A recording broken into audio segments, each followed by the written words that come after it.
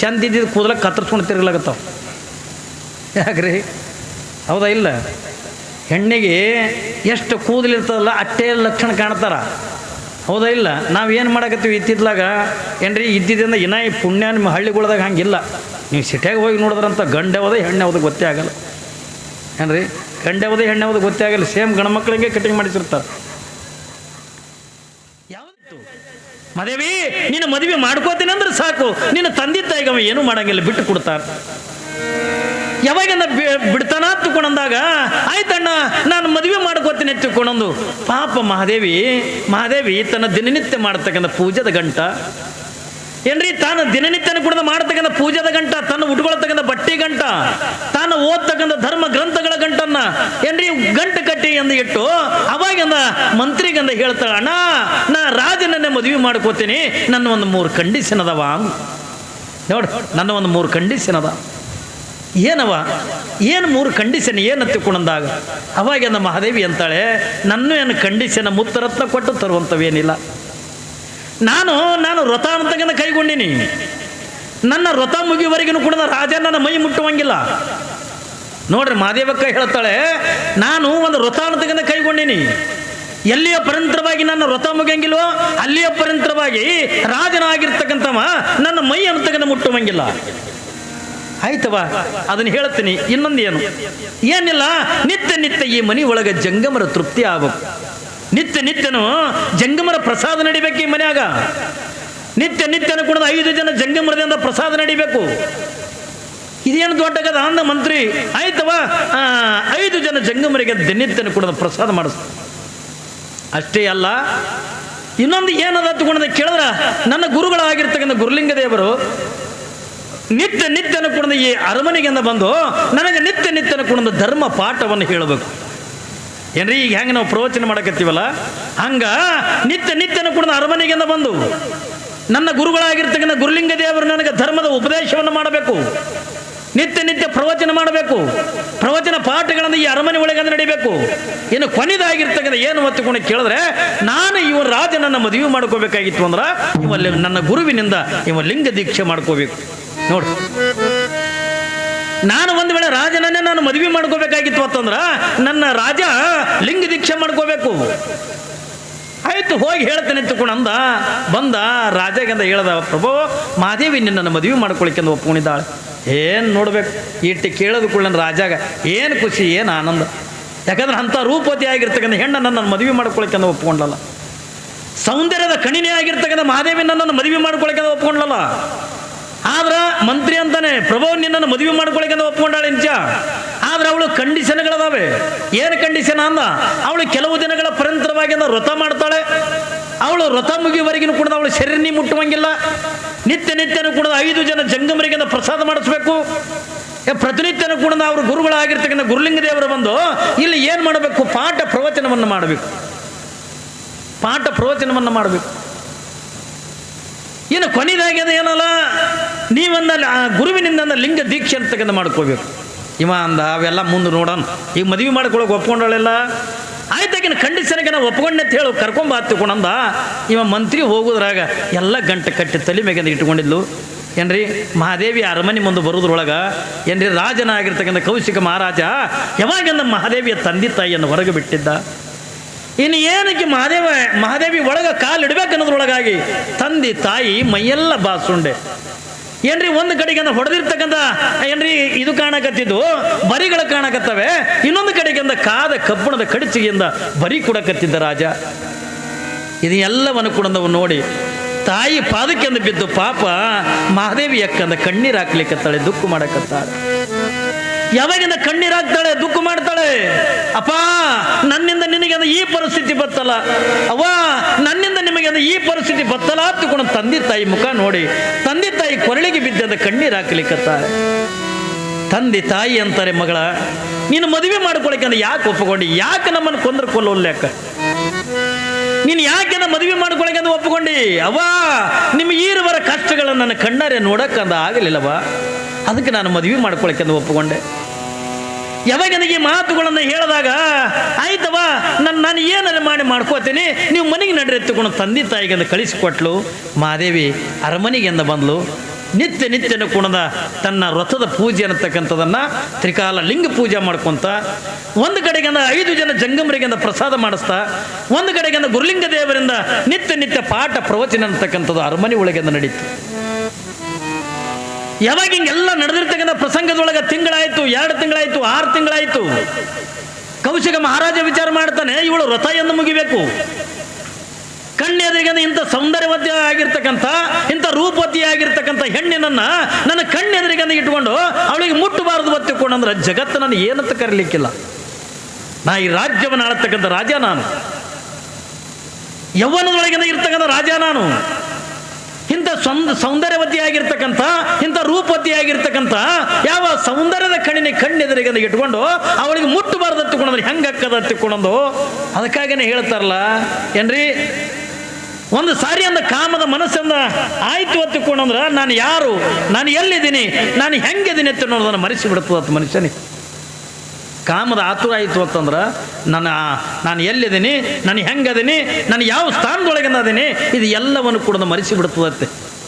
ಇಲ್ಲಿ ರಾಜ ವಿಚಾರ ಮಾಡ್ತಾನೆ, ಇವಳನ್ನು ಮುಟ್ಲಾರ್ದೆ ನಾನು 8 ದಿವಸ ತರ ಇರಲಿ, ಇಲ್ಲ ನನ್ನಿಂದ ಆಗಂಗಿಲ್ಲ, ನನ್ನಿಂದ ತಾಳ್ಲಿಕ್ಕಿಂದ ಆಗಂಗಿಲ್ಲ ತಿಳ್ಕೊಂಡು ಬೆಳಗಿನ ಜಾವ ಪಾಪ ತಾಯಿ ತಾನು ಏನ್ರಿ ಮಡಿ ಬಟ್ಟಿ ಉಟ್ಕೊಂಡು ಮಾದೇವಿ ಅಕ್ಕ ಏನು ಮಾಡಕತ್ತಾಳ ತಗೊಂಡು ಕೇಳಿದ್ರೆ ಹಿಂಗೆ ಬಗ್ಗಿ ಆ ಪೂಜೆ ಸಾಮಾನುಗಳನ್ನು ಜೋಡಿಸ್ಕೊಳಿಕತ್ತಾಳ. ಬೇಕಲ್ರಿ ಲಿಂಗ ಪೂಜಕ್ಕೆ ಪತ್ರಿ ಬೇಕು, ಹೂವು ಬೇಕು, ಇದು ಎಲ್ಲವನ್ನು ಕೂಡ ಜೋಡಿಸ್ಕೊಳಿಕತ್ತಾಳೆ. ಆ ಕಡೆ ಮುಖ ಮಾಡಿಂದ ಜೋಡಿಸ್ಕೊಳಿಕತ್ತಾಳೆ, ಈ ಕಡೆಯಿಂದ ಏನಾಗ್ಯದ ತಗೊಂಡು ಕೇಳಿದ್ರೆ ರಾಜ ಕೌಶಿಕ ಮಹಾರಾಜ ಸಾವಕಾಶದಿಂದ ಮಹಾದೇವಿಯ ಬೆನ್ನು ಹಿಂದೆ ಬಂದು ನಿಂತ. ಯಾವಾಗಿಂದ ತಾಯಿ ಮಹಾದೇವಿಯ ಬೆನ್ನು ಹಿಂದೆ ಬಂದು ನಿಂತ, ಅವಾಗಿಂದ ಮಹಾದೇವಿಯಿಂದ ಗೊತ್ತೇ ಇಲ್ಲವ ಹಿಂದೆ ಬಂದು ನಿಂತಿದ್ದು. ಯಾವಾಗಿಂದ ಮಹಾದೇವಿ ತನ್ನಟ್ಟಕ್ಕೆ ತಾನನ್ನ ಪೂಜೆ ಸಾಮಾನುಗಳನ್ನು ಜೋಡಿಸ್ತಾ ತನ್ನ ಲಿಂಗ ಪೂಜೆಗಿಂತ ತಯಾರಿ ಮಾಡ್ಕೊಳಕತ್ತ ಸಂದರ್ಭದೊಳಗ ಇವ ಕೌಶಿಕ ಮಹಾರಾಜ ಬಂದು ಬೆನ್ನಿಂದ ಬಂದು ನಿಂತ್ಕೊಂಡು ಏನ್ ಮಾಡ್ತಾನೆ, ಹೋಗಿ ಆ ಮಹಾದೇವಿ ಅಕ್ಕ ಹುಟ್ಟಿರ್ತಕ್ಕಂಥ ಸೀರೆ ಸೆರಗನ್ನು ತಗೊಂಡು ಹಿಡ್ದ. ಯಾವಾಗಿಂದ ಸೀರೆ ಸೆರಗನ್ನು ತಗೊಂಡು ಸ್ವಲ್ಪ ಹಿಡಿದು ಹಿಂಗೆ ಜಗ್ಗುದ್ರ ಒಳಗಂದ ಹಿಂದಕ್ಕೆ ತಿರುಗಿಂದ ನೋಡ್ತಾಳ ಕೌಶಿಕ ಮಹಾರಾಜ. ಯಾವಾಗಿಂದ ಕೌಶಿಕ ಮಹಾರಾಜನ ಮುಖ ನೋಡಲು ಎಲ್ಲೋ ಪಾಪಿ ಎಂದ್ಲು, ಕೊರಳೊಳಗಿಂದ ಲಿಂಗ ಇರದೇ ಇರ್ತಕ್ಕಂಥ ಒಬ್ಬ ಭವ್ಯ ಆಗಿರ್ತಕ್ಕಂಥ ನೀನು ಯಾವಾಗಿಂದ ಈ ಮಹಾದೇವಿಯ ಸೀರೆ ಸೆರಗನ್ನು ತಗೊಂಡು ಮುಟ್ಟಿದೆ ಎತ್ತಿಕೊಂಡಂದ್ರ ನೀನು ಮುಟ್ಟಿರ್ತಕ್ಕಂಥ ಪಾಪಿ ಮುಟ್ಟಿರ್ತಕ್ಕಂಥ ಸೀರೆ ಇದು ನನಗೆ ಬೇಕೇ ಆಗಿಲ್ಲ ಎತ್ತಿಕೊಂಡಂದು ಯಾವಾಗಿಂದ ಹುಟ್ಟಿರ್ತಕ್ಕಂಥ ಸೀರೆ ಅಂತಕ್ಕಂಥ ಕಳೆದು ಯಾವಾಗಿಂದ ಕೌಶಿಕ ಮಹಾರಾಜನ ಮಾರಿ ಮೇಗಿಂದ ಒಗೆದು ಬಿಟ್ಲು. ಯಾವಾಗಿಂದ ತಾನು ಹುಟ್ಟಿರ್ತಕ್ಕಂಥ ಸೀರೆಯನ್ನ ಪಾಪಿ ಮುಟ್ಟಿರ್ತಕ್ಕಂಥ ಸೀರೆ ನಾನು ಉಡಬಾರ್ದು ಏನ್ರಿ, ಅದು ನನ್ನ ಮೈ ಮೇಗಂದ ಇರಬಾರ್ದು ಅಂತ ಪಾಪಿ ಮುಟ್ಟಿರ್ತಕ್ಕಂಥ ಸೀರೆ ನಾನು ಉಡಬಾರ್ದು ಹತ್ತಿಕೊಂಡಂದು ಯಾವಾಗ ಹುಟ್ಟಿರ್ತಕ್ಕಂಥ ಸೀರೆಯನ್ನು ಕಳೆದ ಕೌಶಿಕ ಮಹಾರಾಜನ ಮುಖದ ಮೇಲಿಂದ ಒಗದ್ಲು.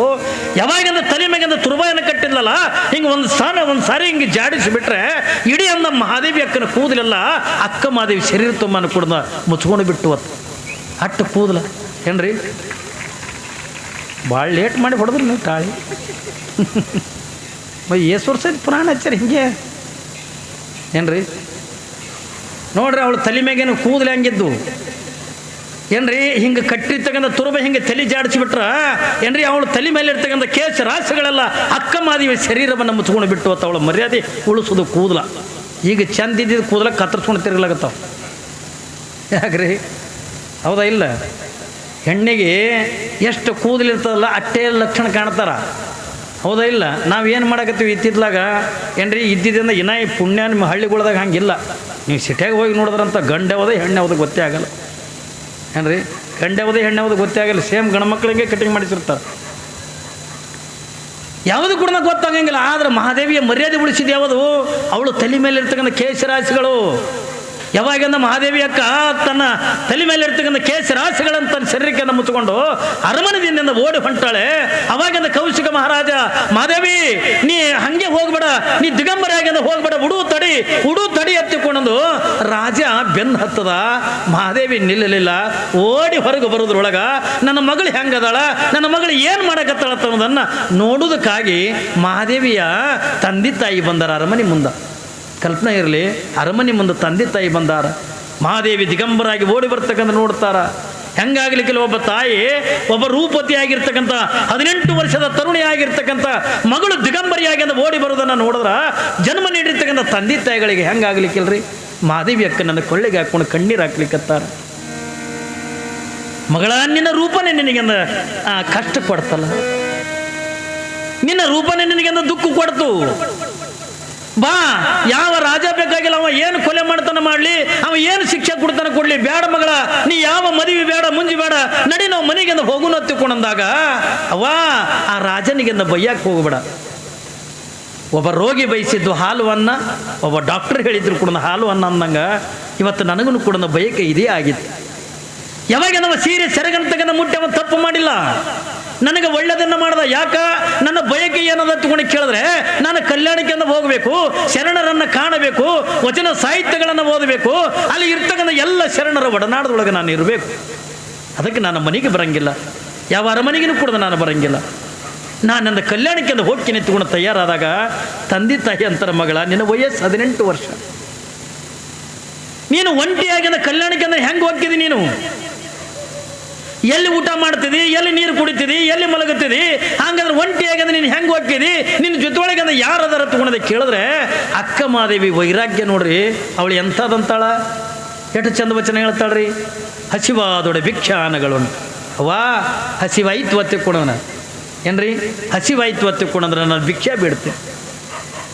18 ವರ್ಷದ ತರುಣಿ, ಒಳ್ಳೆ ಮನೆತನದೊಳಗೆ ಅಂದ್ರೆ ಬೆಳೆದಿರ್ತಕ್ಕಂಥ ಹೆಣ್ಣು ಮಗಳಂತಾಳೆ, ಅವ್ವ ನನಗೆ ಹಸಿವಾಯ್ತು ಅಂದ್ರೆ ಹಸಿವಾದೊಡೆ ಭಿಕ್ಷಾನಗಳುಂಟು, ತೃಷಿ ಆದರೆ ಕೆರೆ ಹಳ್ಳ ಬಾವಿಗಳುಂಟು, ಶಯನಕ್ಕೆ ಹಾಳು ದೇಗುಲಗಳು ಉಂಟು, ಆತ್ಮ ಸಂಘಾತಕ್ಕೆ ಚನ್ನ ಮಲ್ಲಿಕಾರ್ಜುನ ನೀ ನೆನಗುಂಟು. ನೋಡು ಎಷ್ಟು ವೈರಾಗ್ಯ ಹೇಳ್ತಾಳ, ಎಷ್ಟು ವೈರಾಗ್ಯ ಯಾರೇ ತಾಳ್ಯಾರನ್ರಿ. ಯಾಕೆ ಏನಂತಾಳ, ಹಸಿವಾದೊಡೆ ಭಿಕ್ಷಾನಗಳುಂಟು, ಅವ್ವ ಹಸಿವಾಯ್ತು ಹೊತ್ತಿಕೊಂಡಂದ್ರೆ ಭಿಕ್ಷಾ ಬೇಡ, ಊಟ ಮಾಡ್ತೀನಿ. ನೀರಡಿಕೆ ಆಯ್ತು ಅಂತಂದ್ರೆ ಎಲ್ಲರ ಕೆರೆ ಹಳ್ಳ ಬಾವಿಗಳಿರ್ತಾವಲ್ಲ, ಆ ಕೆರೆ ಹಳ್ಳ ಬಾವಿಗಳೊಳಗಿಂದ ನೀರು ಕುಡಿತೀನಿ. ಮತ್ತು ಕತ್ತಲಾಯ್ತು ಹೊತ್ತಿಕೊಂಡಂದ್ರೆ ಊರಿ ಹೊರಗಿಂದ ಎಲ್ಲರ ಒಂದು ಹಾಳು ದೇಗುಲಗಳಿರ್ತಾವಲ್ಲ, ದೇವಸ್ಥಾನಗಳಿರ್ತಾವಲ್ಲ, ಆ ದೇವಸ್ಥಾನದೊಳಗೆ ನಾನು ಮಲಗುತ್ತೀನಿ. ತಾಯಿ ಅಂತಾಳ, ಹೌದು ದೇವಸ್ಥಾನ ಮಕ್ಕೋತಿ, ಒಂಟಿಯಾಗಿ ಹಂಗೆ ಹೋಗ್ತೀನಿ.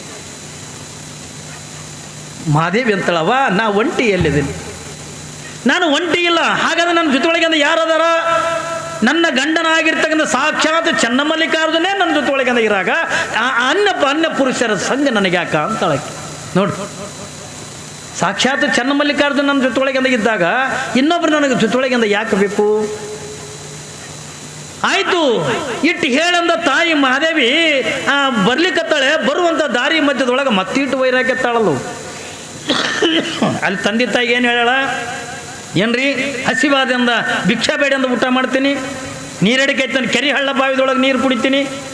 ಇದನ್ನೆಲ್ಲ ಹೇಳಿರ್ತಕ್ಕಂಥ ಮಹಾದೇವಿ ಇಲ್ಲಿ ಮಧ್ಯದೊಳಗೆ ದಾರಿ ಒಳಗೆ ಬಂದು ಮತ್ತೊಂದು ಹೇಳ್ತಾಳೆ, ಹಸಿವಾದೊಡೆ ಮನಿ ಕೈ ಒಡ್ಡಿ ಬೇಡುವಂತೆ ಮಾಡಯ್ಯ. ನೋಡ್ರಿ ಮತ್ತೊಂದು ವಚನ ಹೇಳ್ತಾಳೆ, ಎಷ್ಟು ವೈರಾಗ್ಯ ತಾಳಿರ್ಬೇಕ್ರಿ. ಹಸಿವಾದೊಡೆ ಮನಿ ಕೈ ಒಡ್ಡಿ ಬೇಡುವಂತೆ ಮಾಡಯ್ಯ, ಬೇಡಿದೊಡೆ ನನಗೆ ಇಕ್ಕದಂತೆ ಮಾಡಯ್ಯ, ಇಕ್ಕಿದೊಡೆ ಏನ್ರಿ ಕೈ ಜಾರಿ ಕೆಳಗೆ ಬೀಳುವಂತೆ ಮಾಡಯ್ಯ, ಕೆಳಗೆ ಬಿದ್ದೊಡೆ ನಾನು ಎತ್ತುವ ಮುನ್ನ ಸೊನೆ ಎತ್ತಿಕೊಂಡು ಹೋಗಂತೆ ಮಾಡ ಚನ್ನಮಲ್ಲಿಕಾರ್ಜುನ. ನೋಡ್ರಿ ಯಾಕೆನು ವೈರಾಗ್ಯ ಹಂಗದ, ಹಸಿವು ತಾಳ್ಲಾರ್ದಕ್ಕ ನಾ ಮನೆ ಭಿಕ್ಷಾಕ್ಕೆಂದ ಹೋದಿರ್ಬೇಕು. ನಾನು ಹೋದನ್ನು ಕೂಡ ಭಿಕ್ಷಾಕ್ಕೆಂದ ಹೋದ್ರೆ ನಾನು ಯಾರು ಭಿಕ್ಷಾ ನೀಡಬಾರ್ದು. ಒಂದು ವೇಳೆ ನನ್ನ ಸ್ಥಿತಿ ಅಂತ ನೋಡಿ ಯಾರಾದರೂ ಕೂಡ ನೀಡಿದ್ರು ಅಂತ ತಿಳ್ಕೊಂಡ್ರ ಅದು ನನ್ನ ಕೈಯಾಗಿಂದ ಜಾರಿ ಕೆಳಗೆ ಬೀಳಂಗೆ ಮಾಡು. ಒಂದು ವೇಳೆ ಕೆಳಗೆ ಬಿದ್ದಿದ್ದು ಹಸಿವು ತಾಳ್ಲಾರ್ದಕ್ಕ ಕೆಳಗೆ ಬಿದ್ದಿದ್ದೆ ಅಂತ ತೊಗೊಂಡು ಇನ್ನೇನು ತಿನ್ಬೇಕಂತ ಅನ್ನೋದ್ರೊಳಗೆ ನಾನು ತೊಗೊಳೋದಕ್ಕಿಂತ ಮೊದಲ ಒಂದು ನಾಯಿ ತೊಗೊಂಡು ಹೋಗಂಗೆ ಮಾಡು ಅಂತಾಳ. ನೋಡ್ರಿ ವೈರಾಗ್ಯ, ಇಷ್ಟು ವೈರಾಗ್ಯ ಯಾರೇ ತಾಳ್ತಾರ್ರಿ? ಇಷ್ಟು ವೈರಾಗ್ಯ ಯಾರೇ ತಾಳ್ತಾರೇನು? ಕೊನೆಯದಾಗಂದು ಇಟ್ಟೆಲ್ಲ ಕಷ್ಟಗಳನ್ನು ಪಟ್ಟು ಕೊನೆಗಂದ ಕಲ್ಯಾಣದ ಸಮೀಪದಿಂದ ಬಂದಾಗ ಹೋಗಿ ಪ್ರಭುದೇವರಿಗೆ ಬಸವಣ್ಣವರಿಗಂದ ಹೇಳ್ತಾರೆ, ಪ್ರಭುದೇವ ಯಾರೋ ಒಬ್ಬ ಶರಣಿ ಬಂದಾಳೆ, ದಿಗಂಬರಿಯಾಗಿಂದ ಬಂದಾಳೆ, ಮೈ ಮೇಲಿಂದ ಬಟ್ಟೆ ಇಲ್ಲ, ತನ್ನ ಕೇಸರಾಸೆಗಳನ್ನು ಶರೀರಕ್ಕೆ ಮುಚ್ಚಿಕೊಂಡು ಬಂದಾಳೆ. ಅವಾಗಂದ ಪ್ರಭುದೇವರಂತಾರ, ಬಸವಣ್ಣ ಅವಳನ್ನು ಹಂಗೆ ಕಲ್ಯಾಣಕ್ಕೆಂದ ಕರ್ಕೊಂಡು ಬರೋದು ಬೇಡ, ಅವಳನ್ನು ಪರೀಕ್ಷೆ ಮಾಡ್ಕೊಂಡ ಕರ್ಕೊಂಡು ಬರಬೇಕು. ಹೆಂಗೆ ಪರೀಕ್ಷೆ ಮಾಡೋದು? ಯಾವಾಗಂದ ಅಲ್ಲೇ ಅಂದ ಕಿನ್ನರಿಯ ಬ್ರಹ್ಮಯ್ಯನವ್ರು ನಿಂತಿದ್ರು. ಕಲ್ಪನೆ ಇರಲಿ ಆಕಿನ ಪರೀಕ್ಷೆ ಹೆಂಗೆ ಮಾಡ್ತಾರೆ ನೋಡ್ರಿ. ಅಲ್ಲೇ ಕಿನ್ನರಿಯ ಬ್ರಹ್ಮಯ್ಯನವ್ರು ನಿಂತಿದ್ರು. ಕಿನ್ನರಿಯ ಬ್ರಹ್ಮಯ್ಯ ಹೋಗಿ ಅಂದ ಮಹಾದೇವಿಯನ್ನ ಅವಳನ್ನು ಪರೀಕ್ಷೆ ಮಾಡಿ ಅಂದ ಕಲ್ಯಾಣದೊಳಗೆ ಅಂದ ಕರ್ಕೊಂಡು ಬಾ ಅಂದ. ಅಂದ್ರೆ ಆಕೆ ಡಾಂಬಿಕದಾಳು ಏನು ನಿಜವಾಗಿರ್ತಕ್ಕಂಥ ವೈರಾಗ್ಯ ಅದು? ಅವಳಲ್ಲಿರ್ತಕ್ಕಂಥ ವೈರಾಗ್ಯವನ್ನು ಜಗತ್ತಿನ ಜನತೆಗೆ ತೋರಿಸ್ಬೇಕಲ್ಲ.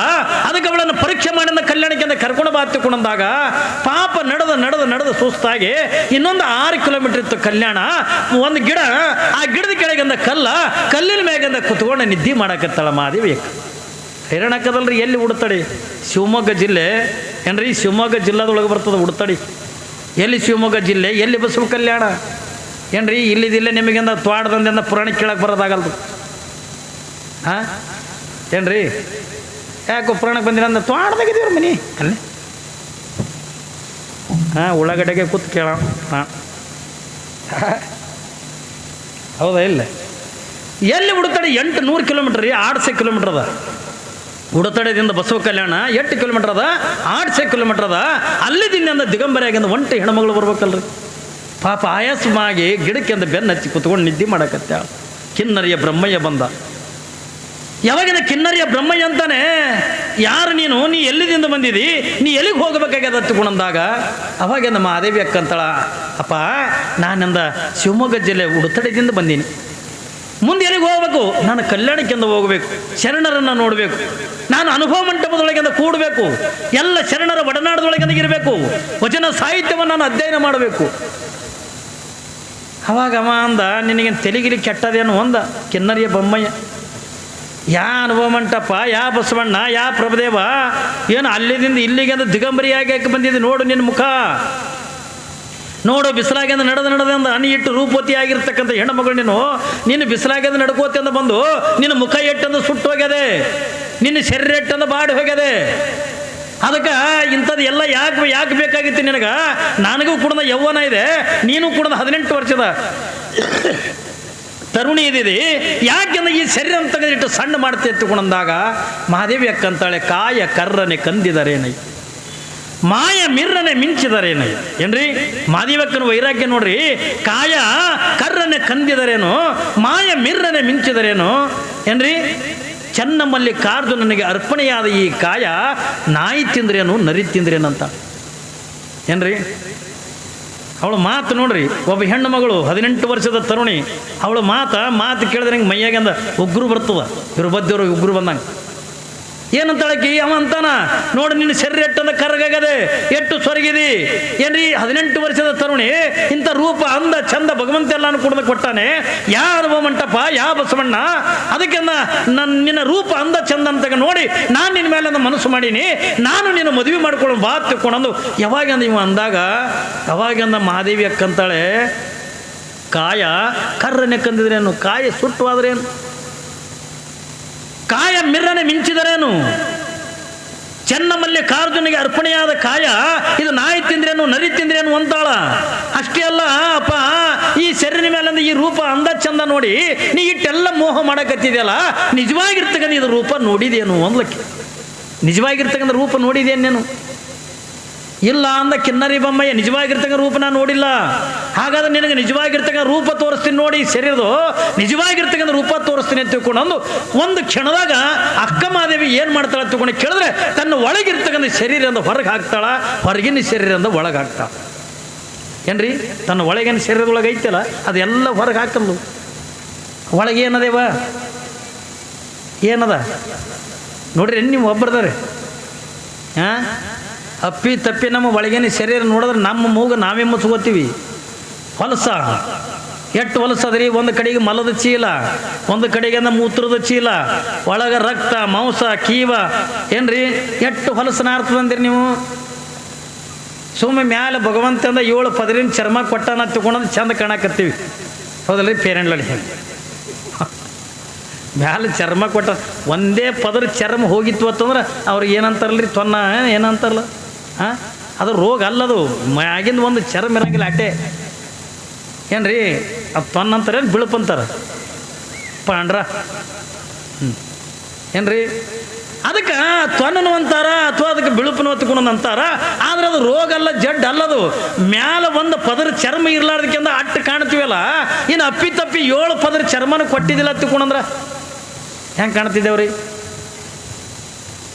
ಎಲ್ಲಿ ಮೂಗ, ಎಲ್ಲಿ ಕಿವಿ, ಒಳಗೆಂದ ನೋಡಿದ್ರೆ ಹೇಸಿಗೆ ಅಂದ್ರೆ ಹೇಸಿಗೆ ಅಲ್ರಿ. ಶರೀರದೊಳಗಿಂದ ಪ್ರಾಣ ಹೋದ ಒಂದು ತಾಸಿನೊಳಗಿಂದ ಹೊಲಸು ನಾರ್ಲಕ್ಕೆ ಚಲೋ ಮಾಡ್ತದ. ಇಟ್ಟು ಪದರ ಇದ್ರೂ ನಾರ್ತದಿಲ್ರಿ. ಯಾವಾಗಿಂದ ಅಕ್ಕ ಮಾದೇವಿ ತೋರಿಸ್ತಾಳೆ ಒಳಗಿರ್ತಕ್ಕಂಥ ನೋಡು ಏನ್ರಿ ಮಾಂಸದ ಕುಡಿಕೆ, ಏನ್ರಿ ಮಲಮೂತ್ರದ ಕುಡಿಕೆ, ಎಲುಬಿನ ಹಂದರ, ಏನ್ರಿ ಇದ್ರೊಳಗೆ ಏನದ್ರಿ? ಏನಿಲ್ಲ, ಎಲುಬಿಂದ ಹಂದರದ, ಅದ್ರೊಳಗಿಂದ ಒಂದು ಕಡೆಗೆ ಮಲದ ಚೀಲ, ಮೂತ್ರ ಚೀಲ, ರಕ್ತ, ಮಾಂಸ, ಇದನ್ನು ಬಿಟ್ಟಂದ ಮತ್ತೇನು ಕುಣದ ಇಲ್ಲ ಅಲ್ಲಿ. ಇಂಥ ಹೇಸಿಗೆ ಆಗಿರ್ತಕ್ಕಂಥ ಶರೀರವನ್ನು ನೆಚ್ಕೊಂಡು ನೀನು ನನ್ನನ್ನು ಮದುವೆ ಮಾಡ್ಕೋತೀನಿ ಅಂತ ಬಂದಿದೆಯಲ್ಲ ಅಣ್ಣ, ನಾನು ನಿನ್ನನ್ನು ಮದುವೆ ಮಾಡ್ಕೊಳಂಗಿಲ್ಲ. ಚನ್ನಮಲ್ಲಿಕಾರ್ಜುನೇ ನನ್ನ ಗಂಡನಾದ ಬಳಿಕ ನಿನ್ನಂಥ ಲೌಕಿಕದ ಗಂಡನ ತೊಗೊಂಡು ನಾನು ಏನು ಮಾಡ್ಲಿತ್ತಿಕೊಳೋದು? ಯಾವಾಗಂದ ಒಳಗಿನ ಶರೀರ ತೋರಿಸಲು ತಾಯಿ ಕ್ಷಮ ಮಾಡು. ನಾನಿಂದ ನಿನ್ನನ್ನು ಮದುವೆ ಮಾಡ್ಕೊಳಕ್ಕೆ ಬಂದಿರತಕ್ಕಂಥವನಲ್ಲ, ನಾನು ನಿನ್ನನ್ನು ಕಾಡ್ಲಿಕ್ಕೂ ಬಂದಿರತಕ್ಕಂಥವನಲ್ಲ. ಇದು ಶರಣರ ಆಜ್ಞೆ ಮೇರೆಗೆ ನಿನ್ನನ್ನು ಪರೀಕ್ಷೆ ಮಾಡೋಕ್ಕೆ ಬಂದಿರತಕ್ಕಂಥವ ನಾನು. ಅದಕ್ಕೆ ಬಾ ಕಲ್ಯಾಣಕ್ಕಿಂತ ಬಾ ತಿಳ್ಕೊಂಡು ಅವಾಗಿಂದ ಕಿನ್ನರಿಯ ಬೊಮ್ಮಯ್ಯ ಅವಳನ್ನು ಪರೀಕ್ಷೆ ಮಾಡೋದ ಕರ್ಕೊಂಡು ಹೋದ.